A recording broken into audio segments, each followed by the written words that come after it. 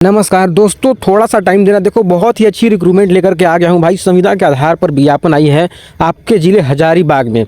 हजारीबाग जिला में बहुत ही अच्छी अपॉर्चुनिटी को लेकर के आ गया हूँ।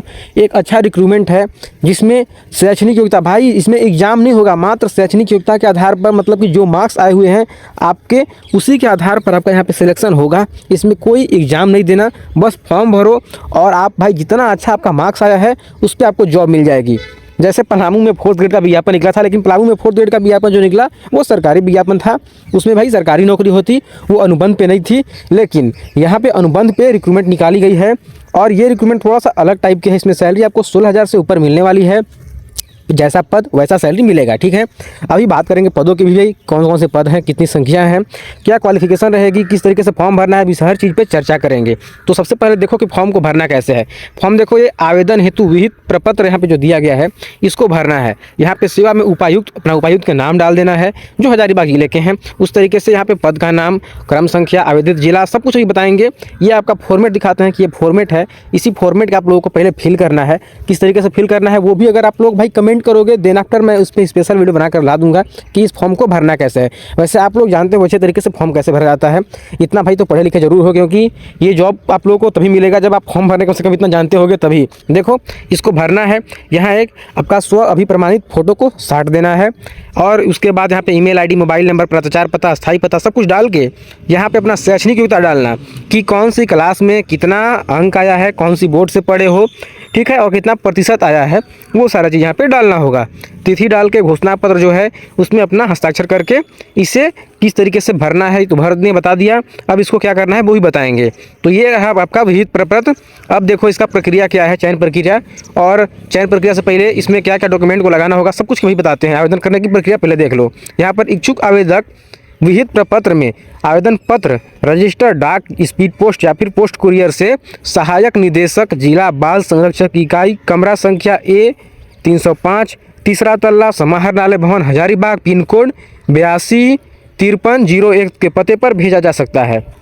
यही चीज़ बोला जा रहा है। स्पीड पोस्ट के माध्यम से, डाक के माध्यम से इसे भरना है, ठीक है। आप लोगों को मैंने बता दिया भरने के बाद किस तरीके से इसे भेजना है। अब देखो इसमें क्या आगे दिया गया है कि आवेदन के लिफाफे पर पद का नाम एवं पोस्ट कोड लिखना अनिवार्य है। आप जो आवेदन करोगे उस आवेदन पे जो लिफाफा रहेगा उस लिफाफे पर आपको पद का नाम लिखना होगा। किस पद के लिए आप इस लिफाफा में भाई आप लोग अप्लाई कर रहे हो, वो वहाँ पे अपना पद का नाम लिख देना और लिफाफे पर पद के नाम के बाद पोस्ट कोड भी लिखना होगा।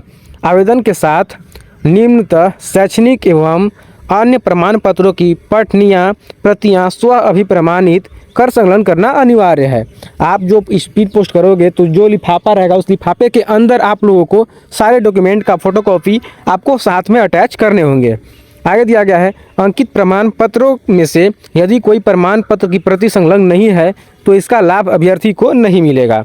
भाई इसलिए बोल रहा हूँ, जो भी शैक्षणिक योग्यता है आपको अपनी सारी शैक्षणिक योग्यताओं को यहाँ पे फोटोकॉपी भाई निकाल लेना और उसको अटैच जरूर करना। अटैच करोगे तो भाई हो सकता है आपसे ज़्यादा जो इसके पास शैक्षणिक योग्यता होगा जॉब उसको मिल जाएगी।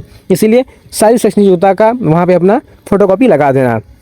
साथ ही दिया गया है आवेदन के साथ संलग्न किए जाने वाले प्रमाण पत्र निम्नतः यहाँ पे दिए गए हैं। देखो, मैट्रिक अंक प्रमाण पत्र एवं प्रमाण पत्र जो है सर्टिफिकेट ओरिजिनल, उसे एक तो हो गया। यहाँ पर 2 नंबर में दिया गया है इंटर का अंक प्रमाण पत्र यानी कि इंटर का मार्कशीट और प्रमाण पत्र, ये दोनों का भी फोटोकॉपी निकाल लेना। 3 नंबर में है स्नातक, ग्रेजुएशन किए हो उसका मार्कशीट और उसका प्रमाण पत्र, उसे भी निकाल लेना।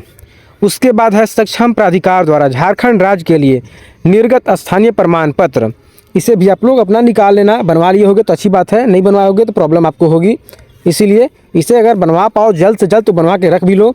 आगे यहाँ पे दिया गया है सक्षम प्राधिकार द्वारा झारखंड राज्य के लिए निर्गत जाति प्रमाण पत्र, जाति में छूट चाहिए तो जाति प्रमाण पत्र आपको यहाँ पे बनवाना होगा, जिसे अपना कैटेगरी में जॉब चाहिए तो जाति प्रमाण पत्र, स्थानीय प्रमाण पत्र, ये दोनों चाहिए। उसके बाद है अतिरिक्त वांछित शैक्षणिक योग्यता डिप्लोमा प्रमाण पत्र, अगर है तो ठीक है, अदरवाइज नहीं है तो देखा जाएगा आगे।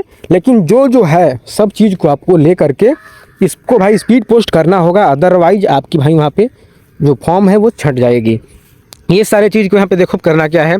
अभ्यर्थियों द्वारा आवेदन समर्पित करने का अंतिम तिथि है 10 दिसंबर 2025।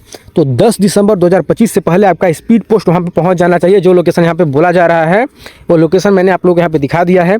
अब बार बार मत बोलना कि कौन से लोकेशन पे भेजना है, मैंने आप लोगों को पहले ही दिखा दिया, लोकेशन बता दिया।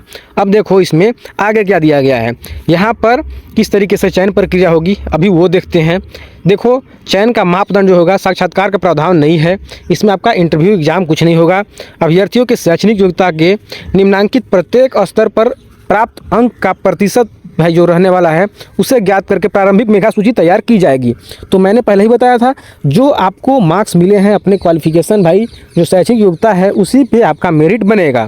जैसे में यहाँ देखो पद, एक पद है गृहपति, दूसरा पद है शिक्षक और तीसरा पद है भंडारपाल सह लेखापाल, जिसमें न्यूनतम शैक्षणिक योग्यता बोला जा रहा है गृहपति के लिए स्नातक, शिक्षक के लिए स्नातक जिसमें डीएलएड, बीएलएड एवं टेट वगैरह ये सब चीज़ रहना चाहिए। आगे 3 नंबर में जो भंडारपाल का पद है इसमें बोला गया है स्नातक वाणिज्य से, ठीक है, कॉमर्स से, जिसमें देखो किस तरीके से अंक मिलेंगे। कुल प्रतिशतता यहाँ पे दिया गया है प्रतिशतता, जिसमें 100 अंक मिलेंगे, जिसमें से मैट्रिक में 30 अंक मिलेंगे और इंटर से 30 अंक मिलेंगे, स्नातक 40 अंक, ठीक है, इस तरीके से दिया गया है। शिक्षक में भी 30-30-40, यहाँ पे 30-30-40 ये बोला जा रहा है। आगे है उपरोक्त सभी पदों के अभ्यर्थियों का प्रतिशतता निम्नतम ज्ञात की जाएगी। जैसे में देखो यहाँ पे पूर्णांक है 1000, जिसमें अगर आपको 650 अंक आए हैं तो प्रतिशत कितना हुआ इसका 65%, मापदंड का प्रतिशत 30% है। तो यहाँ पे उसी के हिसाब से आपका प्रतिशतता निकाला जा रहा है, प्राप्त प्रतिशतता 19.50। तो उक्त आधार पर प्रत्येक पद के लिए पृथक पृथक प्रारंभिक मेधा सूची तैयार की जाएगी। ये तो भाई इनका चयन प्रक्रिया है। आगे दिया गया है चयन प्रक्रिया में इस चीज़ को मैं देखो क्या करूँगा, आप लोगों को टेलीग्राम पे दूंगा, वीडियो लंबी चली जाएगी, एक एक चीज़ मैं स्टेप बाय समझा रहा हूँ, वीडियो बहुत लंबी हो रही है, मुझे पता है आप लोग नहीं देख रहे होगे भाई। मैं बोलता हूं कि वीडियो को शुरू से लेकर आखिर तक देखो, जानकारी बहुत ही महत्वपूर्ण है। विज्ञापन जैसे ही कोई भी आता है तो मैं आप लोगों के पास सबसे पहले अपलोड कर देता हूं, इसीलिए बोलता हूं। प्रत्येक पद की रिक्ति में 5 गुना अभ्यर्थियों का चयन 6 प्रारंभिक मेगा सूची के अनुसार किया जाएगा। उनका कंप्यूटर, हिंदी एवं अंग्रेजी टाइपिंग जाँच परीक्षा के लिए की जाएगी। ये चीज़ बोला जा रहा है, ये आपका जो लेखापाल का पद है उसमें ये किया जाएगा। कंप्यूटर, हिंदी, अंग्रेजी टाइपिंग में क्रमशः 20 एवं 30 शब्द प्रति मिनट शुद्धता सहित उत्तीर्ण होना आवश्यक है। ये उन्हीं के लिए भाई है जो उनका पद है कंप्यूटर का, उसके लिए। आगे दिया गया है नियुक्ति उपरांत रिक्तियां की स्थिति में प्रतीक्षा सूची में मेघाक्रम के अनुसार रिक्त पद को भरा जाएगा। आपका वेटिंग लिस्ट भी जाएगा, अगर रिक्त पद खाली रह गया तो जो वेटिंग लिस्ट में लोग हैं उन्हें वहां पे बुलाया जाएगा, उनको यही अपॉर्चुनिटी मिल जाएगी। आगे क्या है अभी वो देखते हैं। ये सारी चीज़ तो मैंने बता दिया। अब देखो कि संविदा पर नियुक्ति की प्रक्रिया क्या होगी। संविदा आधारित नियुक्ति में नियमितीकरण के संबंध में किसी प्रकार का दावा अमान्य होगा। ये चीज़ हमेशा यही बोला जाता है कि आप भाई अभी अनुबंध पे हो रहे हो तो आगे चल के भाई ये मत बोलना कि मुझे परमानेंट कर दीजिए, सरकारी कर दीजिए, ऐसा नहीं होगा। ये चीज़ मैंने पहले ही अपना डॉक्यूमेंट यहाँ पे जो निकाला था रिक्रूटमेंट उसी में बता दिया हूँ। ये सारी चीज़ें नॉर्मल चीज़ें हैं। अब देखो पद किस तरीके से है, सैलरी क्या है वो भी बताने वाले हैं। ये आपका जो जॉब होने वाला है वो भाई यहाँ पे संविदा 1 वर्ष के लिए अनुमान्य होगा। आवश्यकता अनुसार आगे चल के इसमें भाई और बढ़ोतरी की जा सकती है, ठीक है। ये देखो न्यूनतम उम्र सीमा 21 साल होने वाली है, अधिकतम उम्र सीमा अनारक्षित के लिए 35 साल, EWS जो रहेंगे उनके लिए भी वही सेम रहने वाला है। बाकी OBC के लिए है 37 साल और महिला में अगर आप जनरल हो, अत्यंत पिछड़ा वर्ग हो तो आपको 38 साल उम्र सीमा मिलेगी और अनुसूचित जाति जनजाति हो तो आपको 40 साल उम्र सीमा मिलेगी। अगर आप दिव्यांग हो या विकलांग हो तो आप लोग को उम्र सीमा में और छूट मिलने वाली है। बात करें यहाँ पे पदों की तो गृहपति का 1 पद है, शिक्षक का 1 पद है, भंडारपाल सह लेखापाल का 1 पद है। सैलरी तीनों का अलग अलग है।